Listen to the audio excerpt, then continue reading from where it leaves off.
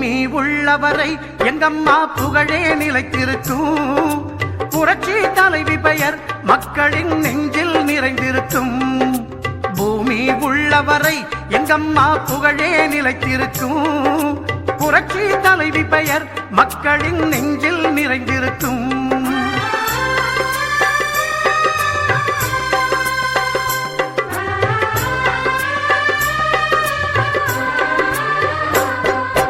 அன்னமிட்டு அன்பு காட்டி அரவணைத்து செல்லுவதில் அம்மாவுக்கு நிகர் எங்க அம்மாதான்.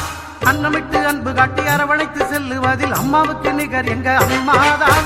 பாசத்தோடு மக்களையே நேசிப்பதில் சிறந்தவர் அம்மாவுக்கு நிகர் எங்க அம்மாதான். பாசத்தோடு மக்களையே நேசிப்பதில் சிறந்தவர் அம்மாவுக்கு நிகர் எங்க அம்மாதான். அம்மாவுக்கு நிகர் எங்க அம்மாதான். பூமி உள்ளவரை எங்கம்மா புகழே நிலைத்திருக்கும். புரட்சி தலைவி பெயர் மக்களின் நெஞ்சில் நிறைந்திருக்கும்.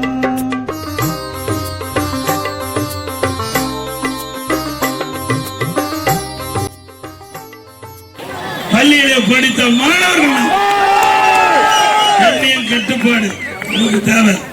அதனால யாரை எப்படி பேசணும், நம்மை பொறுத்த வரைக்கும் அதிமுக பொறுத்த வரைக்கும் அதிமுக கூட்டணி பொறுத்த வரைக்கும் மக்களுக்கு தேவையான திட்டங்களை கொடுப்பது நம்முடைய முதன்மையான கடமை.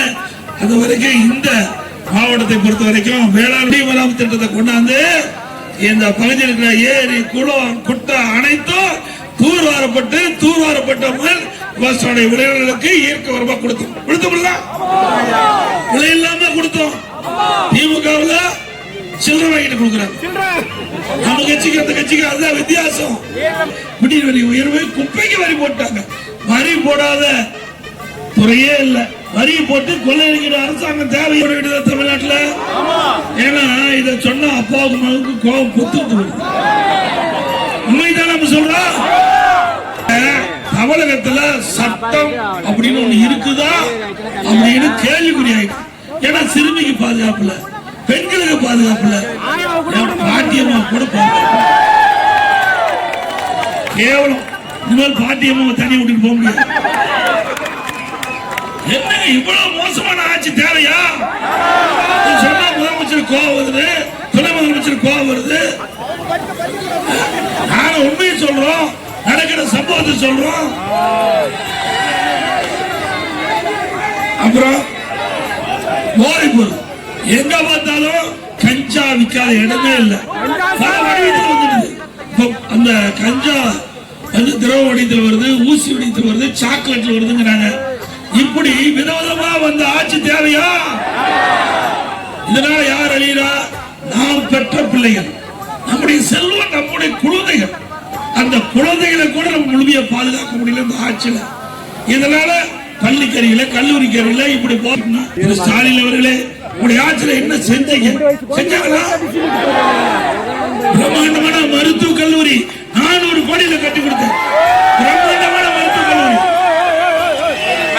ஒரே வருஷத்துல 11 அரசு மருத்துவக் கல்லூரி மருத்துவமனை கொண்டாந்து, ஒரு ஆண்டுல 11 அரசு மருத்துவக் கல்லூரி மருத்துவமனை கொண்டாந்து ஏழை எளிய ஒடுக்கப்பட்ட நசுக்கப்பட்ட கடை கோட்டில் இருக்கின்ற பட்டியலான மக்கள் கூட அற்புதமான சிகிச்சை பெறுவதற்கு அற்புதமான மருத்துவமனை கொண்டாந்து சாதனை படைத்த அரசாங்கம் அப்படியேதான் இருக்குதா? செஞ்சாங்க. சர்க்காரியா கமிஷன் ஒரு கமிஷன் போட்டாங்க. பெரிய பெரிய குழாயெல்லாம் இருக்கும். நீரான ஊழல் எல்லாத்துக்குமே தெரியும். அப்பவே ஊழல் பண்ணாங்க. பிறகு அரிசி பேரவங்க, பூச்சி பேரவங்க, பூச்சி பண்ண சர்க்கரை பேரவுடல், சர்க்கரை பேரவுடல அரசாங்கம் அந்த சர்க்காரியா கமிஷனுக்கு அறிக்கை தாக்கல் பண்ணாங்க. அதுல சர்க்கரை எல்லாம் எறும்பு சாப்பிட்டாங்க. அந்த கோடி பை சாக்கு பை எல்லாம் எவ்வளவு மூலம்